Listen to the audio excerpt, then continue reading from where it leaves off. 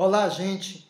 Nesse vídeo, nós vamos falar de um aspecto da coesão em um texto dissertativo ou um texto de linguagem formal.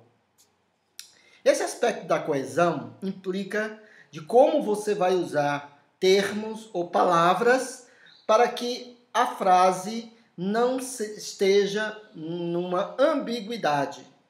O que seria isso? A ambiguidade seria quando uma pessoa lê determinada frase ou determinado texto, ele fica confuso em saber qual a interpretação, o que realmente o autor da escrita quis falar.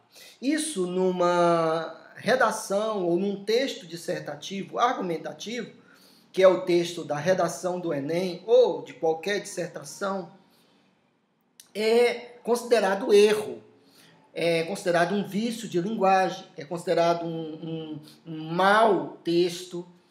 Então, eu vou demonstrar hoje algumas coisas importantes que se deve saber para que não se cometa esse erro de ambiguidade. Ou seja, você fazer uma frase que possa ter duas interpretações, dois pontos de vistas. Que numa escrita, vocês sabem que é necessário ter bastante clareza, porque o contexto está somente na escrita. A fala, temos o contexto que está ao nosso redor. Mas na escrita, esse contexto dependerá exatamente do chamado contexto imediato dessa escrita. Ok? Então vamos lá. Primeiramente, nós vamos falar do uso indevido dos pronomes possessivos, ok? Por exemplo, vejam essa frase aqui, essa frase. Andréia pediu a Fabiano que pegasse sua mochila. Notem que aqui fica na dúvida, há uma ambiguidade, de saber de quem é a mochila. Se a mochila é de Fabiano ou se a mochila é de Andréia, porque Andréia pediu a Fabiano que pegasse a sua mochila. Esse pronome possessivo aqui, ele traz uma ambiguidade. E isso é considerado erro, porque ninguém sabe qual é realmente a intenção de quem escreveu. Tanto é que aqui nós temos que colocar as duas possíveis interpretações, tá bom? Então, vejam bem, como você pode sair dessa ambiguidade? Para sair dessa ambiguidade, você vai ter que usar os pronomes dele ou dela no lugar de sua, tá bom? No lugar de sua. Em vez de você colocar André pediu a Fabiano que pegasse sua mochila, você vai escrever o seguinte: Andréia pediu a Fabiano que pegasse a mochila dela, se for a Andréia que a pessoa queira falar. Se não for a Andréia, se for Fabiano, você coloca a Andréia pediu a Fabiano que pegasse a mochila dele, certo? A mochila dele. Então, dessa forma, tira a ambiguidade, né? Tira a ambiguidade nessa frase. Vamos ver o outro exemplo. Assim que se encontrou com Beatriz, Pedro fez comentários acerca de seus resultados no processo avaliativo. Notem aqui que esse pronome possessivo aqui traz uma ambiguidade. Ninguém sabe se os resultados é de Beatriz ou os resultados são de Pedro. Então, o que você tem que fazer? A mesma coisa. No lugar de seus, você coloca dele ou dela. Aí fica a frase assim. Assim que se encontrou com Beatriz, se você quer falar de Pedro, Pedro fez comentários acerca dos resultados dele no processo avaliativo. Se for Beatriz, você diz o seguinte: assim que se encontrou com Beatriz, Pedro fez comentários acerca dos resultados dela no processo avaliativo, ok? Muito bem, vamos para outro exemplo. Colocação inadequada de palavras. Aqui é muito interessante, muito interessante. Notem aqui, o garoto triste resmungou durante a prova. O que você entende? Que esse adjetivo aqui, triste, está dando a entender que ele é continuamente triste. Está dando uma qualidade intrínseca do garoto. Mas será que é isso que o autor queria falar? Ou o autor queria falar que o garoto, porque resmungou, porque encontrou, durante a prova, ele estava triste, que ele encontrou alguma coisa errada. Então, o que acontece? O certo, se não quiser falar que o garoto é totalmente triste, existem outras formas de tirar essa ambiguidade, certo? A primeira é o seguinte, você coloca o adjetivo ou o predicativo, certo? Do sujeito no final. Porque aqui dá a entender que ele fica triste somente durante a prova. O garoto resmungou durante a prova, triste, certo? Aqui dá a entender não que ele é todo o tempo triste, mas que ele ficou triste. E por isso que ele resmungou durante a prova. Vamos ver outro exemplo de ambiguidade. Ambiguidade entre o pronome relativo e a conjunção integrante. Vejam bem que isso é muito interessante. A mãe avisou a filha que estava terminando o serviço. A ambiguidade é o seguinte, quem é que estava terminando o serviço? Era a mãe ou a filha? E notem uma coisa também importante. Esse que aqui, ele pode ser tanto um pronome relativo, ou seja, aqui passa a ser uma oração subordinada, adjetiva, restritiva, ou esse que passa a ser uma conjunção integrante, e essa oração aqui passa a ser a oração subordinada, substantiva, objetiva direta. Como? Eu vou explicar. Vejam bem. A mãe avisou o quê? Que estava terminando o serviço. Então, esse que aqui passa a ser uma conjunção integrante, e esse que estava terminando o serviço é o objeto direto do avisar, do verbo avisar. Quem avisa alguma coisa a alguém. E esse a filha aqui é o objeto indireto desse verbo, que é um verbo transitivo direto e indireto. E essa oração aqui passa a ser oração subordinada, substantiva, objetiva, direta. No entanto, preste atenção, esse que também pode ser um pronome relativo, porque pode dar a entender que é uma qualificação da filha. A mãe avisou a filha que estava terminando o serviço. Então, esse que também pode ser um pronome relativo, certo? E essa oração também pode ser uma oração subordinada, adjetiva, restritiva, ok? Então, como tirar essa ambiguidade, certo? Como tirar essa ambiguidade? Tem várias formas. A primeira é que você pode escrever dessa forma, né? A mãe avisou que estava terminando o serviço. Nesse caso aqui, está bem claro que quem estava terminando o serviço era a mãe. Aí, a oração aqui é uma oração subordinada, substantiva, objetiva, direta. E a filha é colocada dessa forma, primeiramente, certo? Está deslocada, chamado isso de hipérbato, e com vírgula, porque está deslocado, né? O objeto indireto está na frente.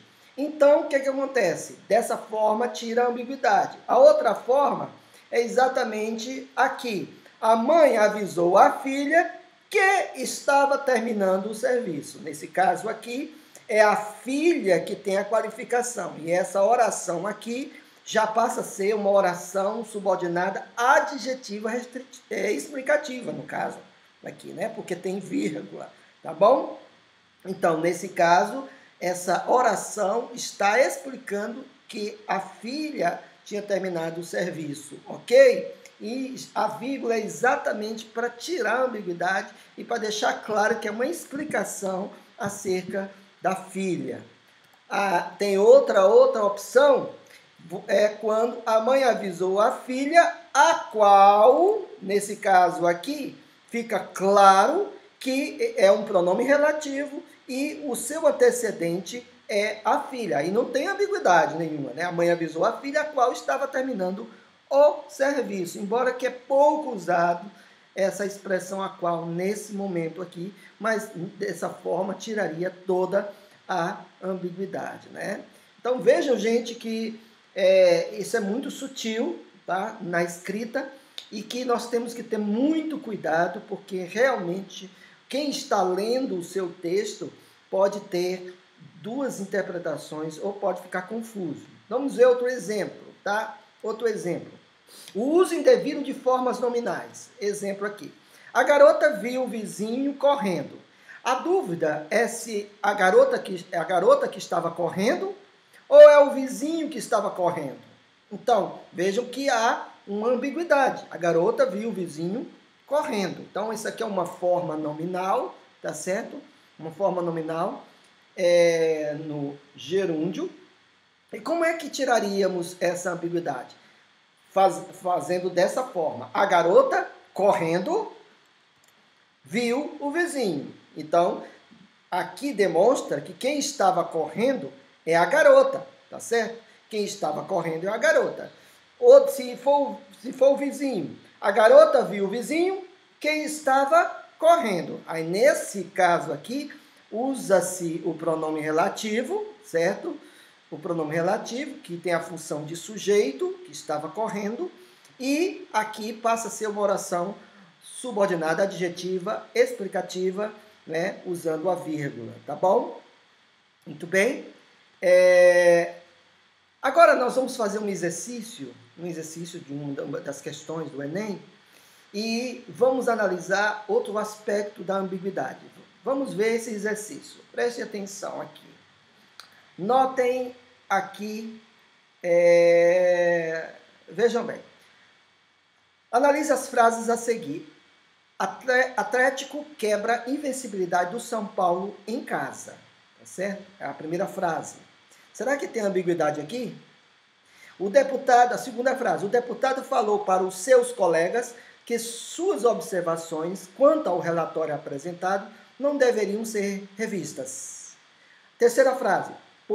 Policial atira em assaltante com arma de brinquedo em São Paulo.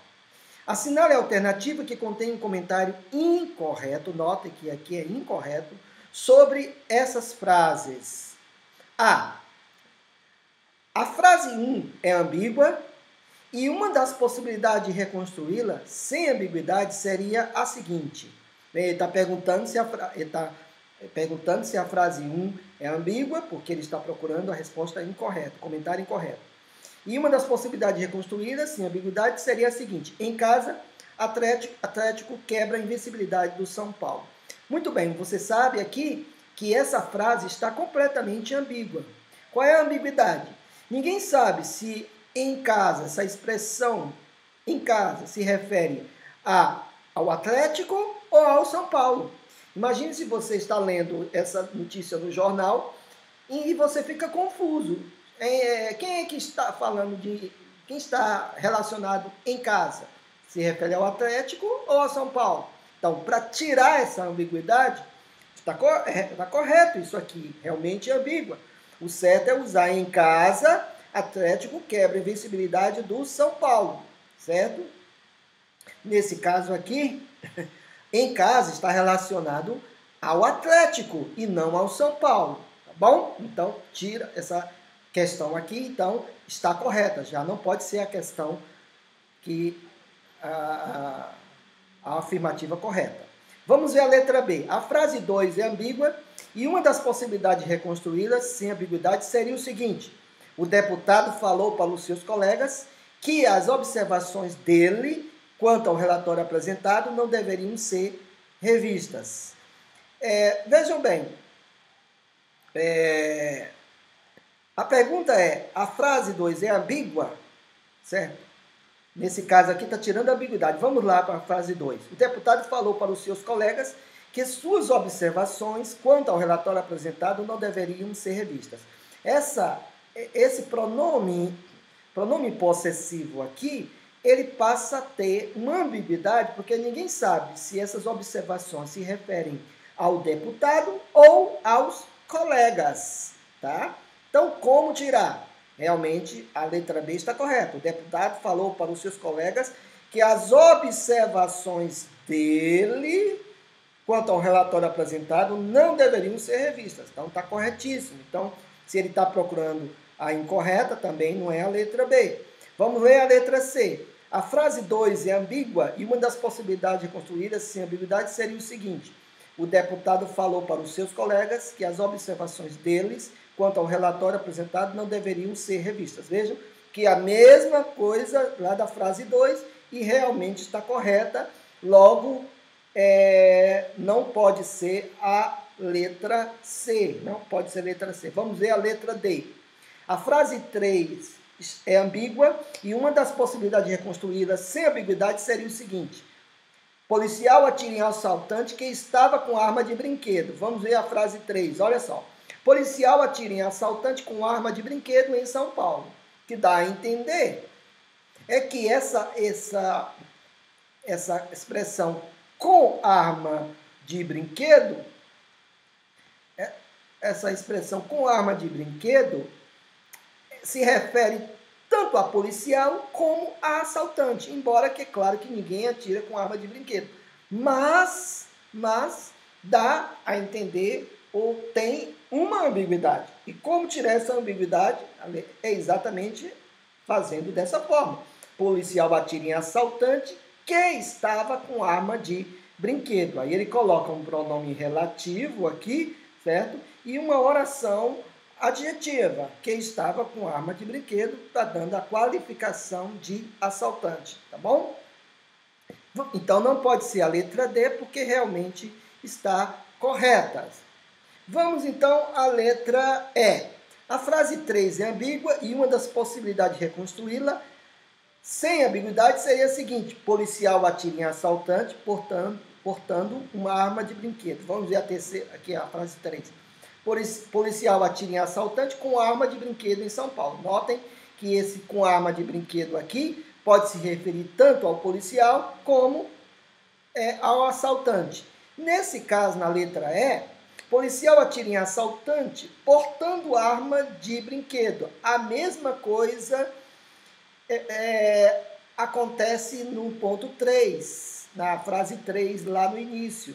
Tem ainda uma ambiguidade, porque ninguém sabe se quem está portando é o policial, a arma de brinquedo, ou o assaltante. Ninguém sabe aqui nessa frase. Vejam que é um gerúndio, né? É aquela opção que nós falamos anteriormente. Então, a resposta certa dessa questão, porque está pedindo a questão incorreta, então, nesse caso, a resposta certa dessa questão é a letra E, ok? Muito bem, nós vamos ficando por aqui. Espero que seja útil a você esse aspecto da coesão que se refere ao erro das ambiguidades. Muito obrigado pela atenção.